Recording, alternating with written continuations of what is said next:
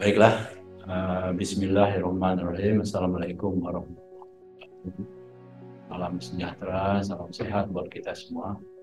Alhamdulillah, ini kita bisa melanjutkan metode pembelajaran dari media video pembelajaran untuk sesi yang keempat ya. Sesi 1, 2, 3 sudah saya sampaikan, ini masuk ke sesi 4 untuk para mahasiswa yang mengambil kelas teknologi minyak dan lemak di jurusan THP dan atau di program studi TIP ya. Nah, materi pertemuan yang keempat ini adalah mengenai sifat fisik dan pola distribusi molekul minyak dan lemak. Ini sangat penting. Mengapa? Ini sudah mulai memasuk ke pengolahan. Kalau kemarin itu tata nama, sumbernya dari mana, jenisnya bagaimana. Sekarang masuk ke sifat fisik dan pola distribusi molekul-molekul itu, baik itu molekul minyak maupun lemak, sehingga ini sebagai dasar patokan kita ke depan untuk melakukan suatu pengolahan tingkat dasar, tingkat menengah maupun tingkat lanjut. Ya. Baik. Nah, capaian pembelajaran sama masih seperti yang sesi-sesi berikutnya. Jadi mahasiswa mengetahui, mengerti, menjelaskan kembali dan atau mempraktekkan terkait dengan bahasan sifat fisik dan pola distribusi molekul minyak dan lemak pangan.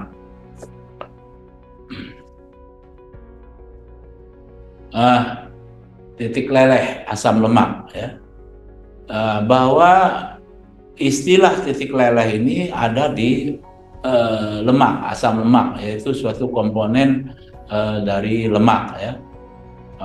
Kalau air titik didih, kalau pada asam lemak itu titik leleh. Jadi asam lemak jenuh memiliki titik leleh melting point berbeda-beda tergantung jumlah rantai karbon C ya. Jadi semakin panjang jumlah C itu semakin tinggi titik leleh. Misal dengan C16 atau palmitat, maka titik lelehnya sekitar, saya kurang hafal, misalnya sekitar 65 derajat Celcius. Maka untuk C yang 18 jenuh ya, berarti titik asam ikatan rangkapnya tidak ada. Itu dengan nambah 2C itu menyebabkan bukan 65 menjadi 74 derajat Celcius misalnya. Seterusnya, semakin meningkat jumlah C, maka melting point itu juga akan meningkat. Nah, hal yang relatif sama juga terjadi pada asam lemak yang tidak jenuh. Ya. Nah, tidak jenuh itu sangat dipengaruhi oleh jumlah, letak, dan posisi ikatan rangkap. Ya, yang mempengaruhi melting point. Ya. Dengan satu saja ikatan rangkap itu bisa menurunkan titik leleh sampai signifikan. Contoh, misalnya 18,0 itu setiarat, artinya jumlah C-nya 18 dengan ikatan lemak jenuh. Ya. Itu memiliki melting point kalau nggak salah sekitar 70-an ya, 70-an lebih. Nah, dengan adanya satu ikatan rangkap saja, yaitu pada asam lemak oleat, yaitu 18,21, artinya jumlah C-nya 18, dan ikatan rangkapnya 1, ya, maka melting point itu bisa turun dari sekitar 70 menjadi 16 derajat Celcius. Itu kalau 1. Kalau 2, itu bisa menurunkan lagi sampai minus dan seterusnya. Bahkan kalau DHA yang dengan DHA itu 22 ikatan jumlah C-nya, ikatan rangkapnya ada 6, itu titik lelehnya mencapai minus 49 derajat Celcius. Jadi kalau di dalam freezer yang baru pun dia tidak akan beku, karena freezer baru itu hanya minus 20 derajat Celcius. Semakin banyak ikatan rangkap, maka yang dimiliki asam lemak tidak jenuh, ya, titik leleh semakin rendah, semakin turun. Tetapi titik leleh ini bukan hanya jumlahnya saja yang menyebabkan dia rendah, tetapi posisi. letak ikatan rangkap. Ya, kalau ikatan rangkapnya posisinya di tengah, maka dia menurunkan sangat drastis titik lelehnya. Kalau di luar yang tengah, titik tengahnya misalnya C18, berarti dia di C nomor 9 itu misalnya menurunkan sampai 16 derajat Celcius satu ikatan rangkap. Tapi kalau posisinya jadiin bukan di 9 tapi di C12 atau C6 bergeser, maka penurunan melting point-nya tidak sampai 16 derajat, bisa mencapai hanya 40 derajat Celcius dari yang semula 70-an derajat Celcius. Begitu pula selain posisi struktur geometris dari ikatan rangkap, apakah dia berbentuk cis ataupun berbentuk trans. Maka kalau trans itu menurunkan titik lelehnya tidak terlalu parah. Misal dari 18,0 tadi 70-an melting point dengan satu ikatan rangkap bentuk trans hanya menurunkan sekitar 50 derajat Celciusan. Ya. Beda dengan kalau kondisi cis. Cis itu adalah yang searah, ya, ikatan rangkap di mana atom H-nya sejajar sehingga dia berbentuk bengkok karena saling dorong, sehingga dia berbentuk cair dan dia sangat menurunkan titik leleh. Tabel selengkapnya bisa dilihat dan bisa dilihat seperti apa yang saya jelaskan tadi. Bisa lanjut. Nah, ada beberapa teori yang bagaimana distribusi dari komponen lemak, ya, di dalam suatu campuran. Komponen TAG dalam campuran itu bagaimana posisinya, bagaimana menghitungnya. Banyak teori, kita langsung saja teori yang dipakai yaitu teori nomor 3 dengan contoh sebagai berikut. Terus ini contohnya langsung saja. Jadi ini rumusnya, kemudian kita ambil contoh perhitungannya, contoh langsung.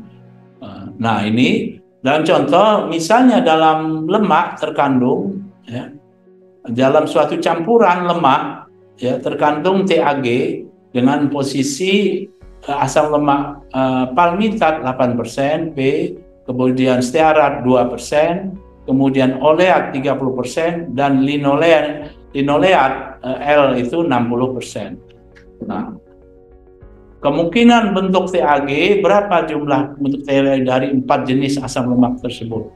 Ya, diketahui bahwa dengan jumlah asam lemaknya 4 berarti 4 pangkat 2, jadi 4 pangkat 3, ya, 4 kali 4 kali 4, jadi 64 bentuk spesies. Jadi 64 bentuk spesies yang dapat terbentuk dari 4 jenis asam lemak tersebut. Nah, kalau dihitung bagaimana bentuk spesies asam lemak TAG kalau bentuknya SNOOO, ya. Maka perhitungannya kalau SNOO maka persen O itu kan 30%. 30% kali 30% kali 30% kali 10 pangkat minus 4 atau dibagi 10.000, ya, sehingga dapat angka 2,7%. Yaitu persen terbentuknya spesies lemak OSNOO. Bagaimana kalau spesiesnya itu LOL? Ya, kalau LOL maka L itu 60 kali O 30 kali L 60. Baru dibagi 10.000 atau dikali 10 pangkat minus 4. Maka persentasenya adalah 10,8. Otomatis dari 3 jenis asam lemak ini, TAG yang paling dominan adalah yang konsentrasinya tinggi, yaitu adalah L, ya, linoleat, yaitu 60%. Maka bentuk spesies L triple LLL maka 60 kali 60 kali 60 dibagi 10.000 mendapatkan angka 21,6%. Jadi peluang terbentuknya spesies LLL TAG dalam bentuk LLL ada 21,6%. Dan selanjutnya, ya. Bagaimana kalau 5? Asam lemaknya ada 5. Misalnya asam lemak P, ST, O, L dan satu lagi LN yaitu laurat, LA laurat. Ya, Maka kena N-nya 5, maka 5 pangkat 3 jumlah spesies yang mungkin terbentuk, yaitu 5 kali 5, 25 kali 5, 125 spesies kemungkinan terbentuk TAG-nya dari 5 jenis asam lemak itu. Dengan komposisi perhitungannya sama, jadi TAG itu hanya 3 asam lemak, kemudian dikalikan persentasenya, kemudian dibagi 10 pangkat 4, maka persentase kemungkinan terbentuknya spesies tersebut dapat dihitung. Ya. Ini kita lanjut saja, terus lanjut. Nah, saya pikir konsistensi lemak, struktur kristalografik, ini kita lompat saja, ini untuk S2. Terus ini juga bisa dibaca sendiri sebagai pengetahuan. Nah, ini bagaimana struktur itu, lemak-lemak itu terikat. Nah, yang bengkok-bengkok itu adalah pada saat ada ikatan rangkap dengan bentuk konfigurasi cis, makanya bengkok dan sifatnya cair. Ya. Kemudian ini bisa dibaca sendiri bagaimana indikator. Nah, ini penting, bagaimana campuran TAG di dalam suatu campuran lemak kalau modelnya begini. Jadi campuran itu akan menyesuaikan, saling terikat dengan jumlah yang sama. Misal, itu garpu tala itu dengan panjang yang sama dia akan mendekat. Yang pendek juga akan mendekat, kemudian yang dengan ikatan rangkap, yang memiliki ikatan rangkap juga akan mendekat. Jadi susunan seperti itu, seperti ilustrasi itu. Ya.